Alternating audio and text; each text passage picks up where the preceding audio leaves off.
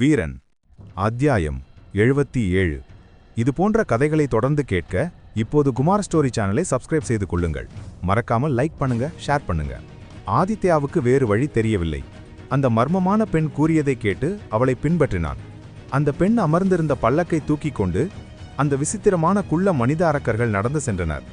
அவர்கள் ஆதித்யாவை சட்டை செய்யவில்லை. அவனை தங்களைப் போன்ற ஒரு அடிமையாகவே அவர்கள் பார்த்தனர். குள்ள மனிதர்கள் பார்ப்பதற்கு சாதுவாக இருந்தாலும் எஜமானியின் முழு சொல்லுக்கும் கட்டுப்படுபவர்கள். அந்த பெண்ணின் கட்டளைக்கு அவர்கள் முழுமையாக அடிபணிந்து நடந்தனர். அதே சமயம் அவர்கள் எஜமானி மோசமான நிலையில் மாட்டிக்கொண்டால் தங்களது உயிரை கொடுத்தும் காப்பாற்றும் அளவிற்கு தைரியமும் பலமும் கொண்டவர்கள். ஆகையால் அவர்கள் ஆதித்யாவை பார்த்து பெரிதாக எடுத்துக்கொள்ளவில்லை. அவனை கண்டு பயப்படவும் இல்லை. ஆதித்யாவுக்குள் குழப்பங்கள் மட்டும் நீடித்து கொண்டே இருந்தன. என்ன, நான் எதற்கு இங்கே வந்தேன்? வந்தது ஒன்று, நடப்பது ஒன்றாக இருக்கிறதே. இவள் மிக எளிதாக என் கழுத்தில் இந்த கட்டுப்படுத்தும் சக்தி வளையத்தை மாட்டிவிட்டாள். ஏன் என்னால் இதை அகற்ற முடியவில்லை? டிராகன் பீஸ்ட் கூறியது போல் இது அவ்வளவு உறுதியான பிணைப்பை கொண்டதா? இதிலிருந்து நான் எப்படி தப்பிப்பது என்று எண்ணியவாறே அவன் சென்றான். அந்த மர்மமான சக்தி ஆதித்யாவை இவளை விட்டு விலகி செல்லாமலும் இவளது வார்த்தைக்கு கட்டுப்படும் விதமாக மட்டுமே அவனை வற்புறுத்தியது. ஒருவேளை அவள் கூறும் சொல்லுக்கு எதிராக நடக்க நினைத்தால் உடனே அவன் கழுத்திலிருந்த அந்த மர்மமான வளையம் அவனை அவளிடம் பணிய வைத்தது. இதுதான் அவனுக்கு மிகப்பெரிய கோபத்தை வரவழைத்தது. அதே நேரம் அந்த கோபத்தை அவனால் வெளிக்காட்ட முடியவில்லை. சரி, இந்த 7 நாள் எப்படியாவது பல்லை கடித்துக்கொண்டு இவளுடன் கடந்து செல்ல வேண்டியதுதான். பிறகு அந்த சாமுண்டியை நான் ஒரு கை பார்க்கிறேன். இவன் ஏன் என்னை இவளிடம் தள்ளிவிட்டான் என்று எண்ணிக்கொண்டு அந்த குள்ளர்களுடன் நடந்தான்.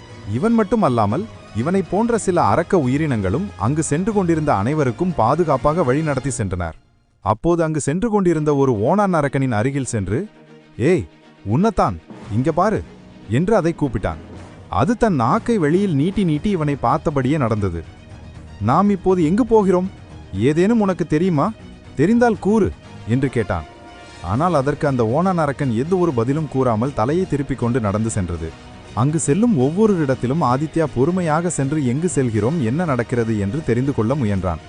ஆனால் யாருமே அவனுக்கு பதில் கூறவில்லை. இவன் அங்கும் இங்கும் சென்று விசாரிப்பதும் கேட்பதும் பல்லக்கின் உள்ளே அமர்ந்திருந்த பெண்ணின் காதுக்கு கேட்க, அவள், வெளியே என்ன, சத்தமில்லாமல் வர முடியாதா என்று உருமல் கலந்த ஒரு குரலை எழுப்பினாள். உடனே அரக்க உருவில் இருந்த குள்ள அரக்கன் ஒருவன் ஆதித்யாவை பார்த்து, வாயை மூடு, எஜமானியை மறுமுறை நீ கோபப்படுத்தினால் அதற்கான தண்டனையை அனுபவிப்பாய். வாயை மூடிவிட்டு எங்களுடன் பின்தொடர்ந்து வா என்று கடுமையாக பேசினான். அதன் பிறகு ஆதித்யா எதையும் கேட்கவில்லை. அவர்கள் உடன் நடந்து கொண்டே இருந்தனர். அதே நேரம் ஆதித்யா தனது ஆன்மீக ஆத்ம கடலில் என்ன நடக்கிறது என்று அறிந்து கொள்ள முடியவில்லை. காரணம், அவனால் ஆத்ம கடலுக்குள் செல்லவோ அல்லது அதை காண வேண்டுமென்றால் அவன் ஒரு நிலையான இடத்தில் இருக்க வேண்டும். ஒன்று தியானத்தில் இருக்க வேண்டும் அல்லது அசையாமல் இருக்க வேண்டும். ஆனால் அவன் இப்போது நடந்து கொண்டிருப்பதால் அவனால் அவனது ஆன்மீக ஆத்ம உலகத்திற்குள் செல்வதற்கான தியான நிலைக்கு செல்ல முடியவில்லை. கடைசியாக அவன் பார்த்தது கல்லாக மாறியிருந்த மர்மமான மூங்கில் புனித மலர் மற்றும் அதனுடன் இருந்த விராண நகரத்தின் இளவரசியும் உயிருடன் இருந்தது. அதையும் அவனால் தெரிந்து கொள்ள முடியவில்லை. இவை அனைத்தையும் யோசித்தவன் கோபமாக, ஆடச்ச, என்ன நடக்குது? நான் என்ன பண்ணிட்டு இருக்கேன்னு புரியலையே என்று விரக்தி அடைந்தான். அப்போது ஆதித்யாவுக்கு அவர்கள் நடந்து செல்லும் திசைக்கு முன்னால் ஒரு சிவப்பு நிறத்தின் மாபெரும் மலை இருப்பது தெரிந்தது. மலையின் உச்சியில் ஒற்றை மரம் மட்டுமே இருந்தது. அது மிகவும் பெரிய மரமாக தோன்றியது. ஏனெனில் அவன் கீழிருந்து அந்த மரத்தை பார்க்கும்போது மலை உச்சியில் இருக்கும் மரம் நன்றாக தெரிகிறது. அப்படியென்றால் உச்சியில் இருக்கும் மரம் மிக பெரிதாக இருக்க வேண்டும் என்பது அவனுக்கு புரிந்தது. ஒருவேளை அதை நோக்கிதான் போகிறார்களா என்று அவன் முன் திசையை பார்க்க வழியும் அதற்கு செல்வது போல்தான் இருந்தது. எந்த ஒரு மரங்களோ கொடிகளோ செடிகளோ இல்லாத அந்த பாலைவனம் போன்ற தரிசு நிலத்தின் மலை உச்சியில் ஒற்றை மரம் மட்டும் இருப்பதைக் கண்டு ஆச்சரியமடைந்தான். இது எந்த மாதிரியான இடம் என்று அவனுக்கு புரியவில்லை. இங்கு யாரிடமும் கேட்கவும் அவனுக்கு வாய்ப்பில்லை. யாரும் அவனிடம் கூறவும் இல்லை. சிறிது நேரம் மேலும் தொடர்ந்து நடந்தனர். அப்போது யாருக்கும் தெரியாத விதத்தில் மாருதி தன் உருவத்தை மீண்டும் மாற்றி ஆதித்யாவின் மார்பு வழியாக சிறிது மட்டும் தலையை வெளியே நீட்டியது. அதைக் கண்டு ஆதித்யா சற்று அதிர்ந்தான். என்ன, ஏன் இப்போது அது வெளிவருது? இப்போது வெளிவந்துச்சுன்னா இங்கே நான் மாட்டிப்பேனே என்று எண்ணியவன் அதை வெளிவராமல் மீண்டும் தனது ஆன்மீக ஆத்ம கடலுக்குள் இருக்கச் செய்தான். முன்பு இருந்த கட்டுப்பாட்டை அவன் மீண்டும் கொண்டு வந்தான். ஆதித்யா நினைக்காமல் அவனது ஆன்மீக ஆத்மக்கடலிலிருந்து மாருதி இப்போது வெளிவர முடியாது. அதே நேரம் டிராகன் பீஸ்ட் ஆதித்யாவிடம் உடனே சில செய்திகளை தெரிவிக்க எண்ணியது. ஏனெனில் அது அந்த பெண்ணிடமிருந்து ஒரு விசேஷமான தனிப்பட்ட சக்தி போக்கை உணர்ந்தது. அந்த சக்தி இதற்கு முன் யாரிடமும் அது உணரவில்லை.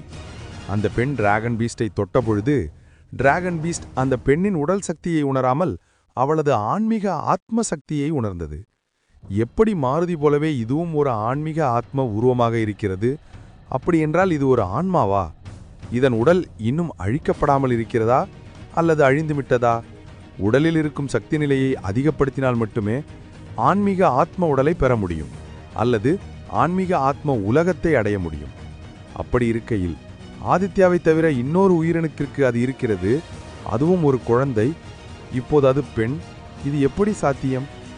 ஆதித்யா ஒரு வாரிசு, அதனால் அவனுக்கு இருக்க வாய்ப்பிருக்கிறது. இந்த குழந்தைக்கு எப்படி இந்த சக்தி வந்தது? விராடநகர அரசரின் குழந்தை என்று தானே கூறினான். அப்படி இருக்கையில் விராடநகர அரசர் குழந்தைக்கு எப்படி இவ்வாறு ஆன்மீக ஆத்ம உலக சக்தி இருக்கும்? அதுவும் ஆன்மாவாக இருக்கிறது. இது வேறு ஏதோ ஒரு விசித்திரமான மறைக்கப்பட்ட ரகசியத்தை மீண்டும் கொண்டு வருவது போல் எனக்கு தோன்றுகிறது.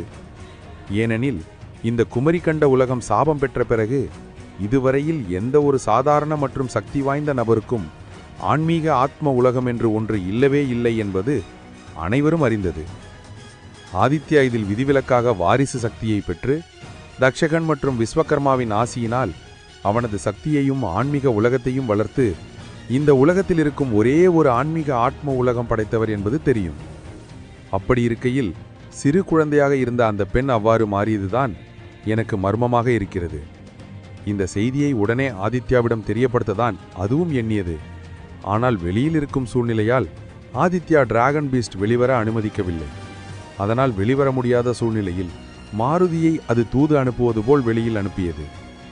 ஆதித்யா மாருதிக்கு எந்த நேரத்திலும் வெளியில் வந்து உள்ளே செல்லும் விதமாக தனது ஆன்மீக உலகத்தில் அதற்கு அனுமதி அளித்திருந்தார். அது வெளிவர முயன்றது. இருப்பினும் அது வெளிவருவதை உணர்ந்து ஆதித்யா அதையும் இப்போது தனது கட்டுப்பாட்டுக்குள் இருக்கும்படி செய்துவிட்டான். இது எப்படி ஆதித்யாவிடம் தெரியப்படுத்துவது என்று தெரியாமல் டிராகன் பீஸ்ட் குழப்பத்துடன் இருந்தது. ஆனால் ஆதித்யாவின் ஆத்மா உலகத்தில் இருந்த அந்த பெண் அங்கு இருக்கும் ஆதித்யாவின் சக்திகளையும் அவனது நுட்பங்களையும் படிக்கத் தொடங்கினாள். அவள், இது என்ன புதிதாக தங்க முத்திரைகள் இங்கு தொங்குகிறது? சொர்க்கத்தில் இப்போதெல்லாம் சக்திகள் இருக்கிறதா என்று கூறிக்கொண்டு அவள் ஒவ்வொரு சக்தியாக பார்த்து கொண்டே நடந்தாள். டிராகன் பீஸ்ட் அவளை கட்டுப்படுத்தும் விதமாக, இதெல்லாம் சக்திகள் அல்ல, இதெல்லாம் ஒரு விசித்திரமான நுட்பங்கள். இதை கற்றுக்கொண்டால் வாழ்வித்தை, தற்காப்பு வித்தை மற்றும் சில முக்கியமான போர்க்கலை சண்டைகளை கற்றுக்கொள்ளலாம் என்று கூறியது. அதை கேட்ட அந்த பெண் ஆர்வமாக, என்ன, இது போர்க்கலை கற்றுக்கொள்ளும் இடமா? ஆனால் பார்த்தால் அப்படி தெரியவில்லையே என்று கூறினாள். டிராகன் பீஸ்ட் தலையில் கை வைத்து, சரி, நீ என்னதான் செய்ய விருப்பப்படுகிறாய்? கூறு, என்ன? நான் உன்னை விடவும் உயரமாக இருக்கிறேன், நீ என்னை பார்த்து ஏவா போய் என்று கூறுகிறாய் என்று கோபமாக கேட்டாள். உடனே டிராகன் பீஸ்ட், என்னோட பேர் பீஸ்ட், உன் பெயர் என்ன என்று கேட்டது. அதற்கு அவள் சந்தோஷமாக அங்கும் இங்கும் ஓடிக்கொண்டு, எனக்கா? எனக்கு என்ன பெயர் என்று எனக்கு ஞாபகம் இல்லை, நீ என்ன வேணா கூப்பிடு என்று யோசித்த அந்த பெண், மகிழினி, மகிழினி என்று கூப்பிடேன் என்றாள். மகிழினி, உன் பெயர் அதுதானா என்று டிராகன் பீஸ்ட் கேட்க, நான் இப்போது வைத்துக்கொண்ட பெயர், பழைய பெயரெல்லாம் எனக்கு ஞாபகம் இல்லை, நான் இறந்து இங்கு வந்துவிட்டேன், இனி எதற்கு எனக்கு பழைய பெயர்? என் பெயரை நீ மகிழினி என்று கூப்பிடு என்று சிரித்து கொண்டே அவள் வேகமாக ஓடி ஒரு முத்திரையை தொட்டாள். இவ்வளவு நேரம் அவள் அனைத்து முத்திரைகளையும் தொட்டபோது எந்த ஒரு முத்திரையும் அவள் தொடுதலுக்கு அசையாமல் இருக்க, கடைசியாக சென்று இவள் ஒரு நீல நிற மின்னல்வாள் யுக்தியை தொட்டவுடன் அது நடுங்கியது. அதை பார்த்த டிராகன் பீஸ்ட், என்ன செய்கிறாய்? அங்கிருந்து உடனே வா என்று கத்துவதற்குள் அந்த முத்திரை அது இருந்த இடத்திலிருந்து விலகி தனியே வந்து அந்த முத்திரையின் நுட்பங்களை வெளிக்காட்ட ஆரம்பித்தது. அதை பார்த்த டிராகன் பீஸ்ட், என்ன, ஆதித்யாவின் அனுமதி இல்லாமல் அவன் உலகத்தில் இருக்கும் முத்திரை இவளுக்கு உதவி செய்கிறதா? இவள் கற்றுக்கொள்ள உதவுகிறது? இது விசித்திரத்தில் விசித்திரமாக இருக்கிறதே. ஒருவர் ஆன்மீக ஆத்ம கடலை மற்றொருவர் எக்காரணத்தை கொண்டும் தூண்ட முடியாது. அப்படி இருக்க இவளால் முடிகிறது. இவள் உண்மையிலேயே யார்? விராட நகர அரசருக்கு ஏன் இருளரசர் இவளை கொடுத்தார்? உண்மையில் இவள் ஒரு மனித பிறவி இல்லை, மனித பிறவிக்கு ஆன்மீக ஆத்ம உருவம் என்பது குறைந்த வயதில் கிடைப்பது அரிதானது. அப்படி இருக்கையில் விராடநகர அரசருக்கு யாருடைய ஆன்மீக ஆத்ம சக்தியின் பாகத்தை கொடுத்தார்? நிஜமாகவே இருளரசர் யார்? இருள் இளவரசன் யார்? விராடநகர அரசருக்கு இந்த பெண்ணின் ஆன்மீக ஆத்ம சக்தியை குழந்தையாக வளர்க்க கொடுத்தார். இதில் எனக்கு மர்மமாக இருக்கிறது என்று வியந்தது. அதே நேரம் ஆதித்யா அந்த மர்மமான பெண்ணுடன் ஓங்கி உயர்ந்த சிவந்த மலை உச்சியில் இருக்கும் மரத்தை நோக்கி பயணத்தை மேற்கொண்டிருந்தார். அந்த மலை உச்சியில் இவர்கள் ஏற ஏற மலை உச்சியில் இருந்த மரத்தின் உயரம் வானளவு இருந்தது. இது என்ன மாதிரியான இடம்? எங்கே அழைத்து வருகிறார்? இந்த மலை உச்சியிலிருந்து என்னை கீழே தள்ளி கொல்லப் போகிறாளா? இல்லை பலி கொடுக்கப் போகிறாரா? ஏதோ பலிபீடத்திற்கு அருகில் செல்வதாக கூறுகிறாள் என்று எண்ணிக்கொண்டு அவன் அவளுடன் நடந்து வந்தான். அந்த மலை உச்சியில் மரத்தின் அருகில் வந்து தாங்கள் தூக்கிட்டு வந்த அந்த பல்லக்கை அந்த குள்ள அசுரர்கள் அனைவரும் கீழே வைத்தனர். உள்ளிருந்து தனது இரு கைகளையும் நீட்டி மடக்கியவாறு அந்த மர்மமான பெண் வெளியேறி அங்கிருந்து அனைவரையும் பார்த்தாள். அடுத்த கட்டம் நடக்கட்டும் என்று கூறி உடனே அங்கிருந்த அரக்கர்கள் வீரர்கள் அனைவரும் அந்த இடத்திலிருந்து வேகமாக நகரத் தொடங்கினர்.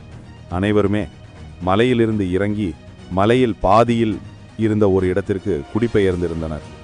மேலே இப்போது நின்று கொண்டிருந்தது ஆதித்யாவும் அந்த மர்மமான பெண்ணும் மட்டுமே.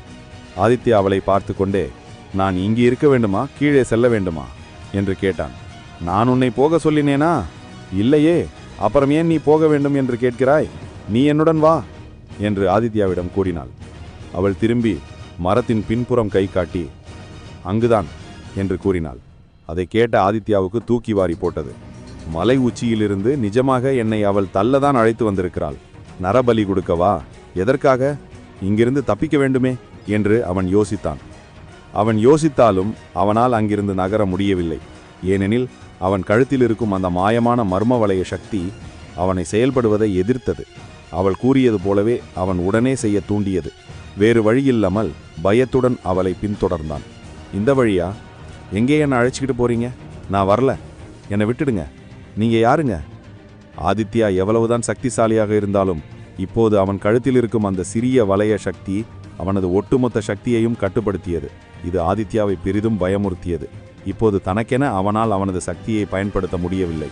அந்த மரத்தில் தன் கைகளை வைத்து அந்த மர்மமான பெண் புன்னகையுடன் கைகளால் காட்ட அந்த மரத்தின் பின்புறம் இருந்த மிக பெரும் பனிமூட்டம் விலகியது. ஒரு சிறிய தொங்கு பாலம் இவள் இருக்கும் மரத்திலிருந்து எதிர்ப்புறத்தில் மற்றொரு இடத்திற்கு செல்லும் வழியாக ஒன்று தோன்றியது. இவர்களால் எதிர்ப்புறத்தில் என்ன இருக்கிறது என்று காண முடியவில்லை. ஆனால் இந்த பாலம் எங்கேயோ செல்ல வழி என்பது மட்டும் ஆதித்யாவுக்கு இப்போது புரிந்தது. இது என்ன? இது எங்க போறதுக்கான வழி என்று யோசித்து கொண்டே ஆதித்யா அந்த மர்மமான பெண்ணை பின்பற்றினான்.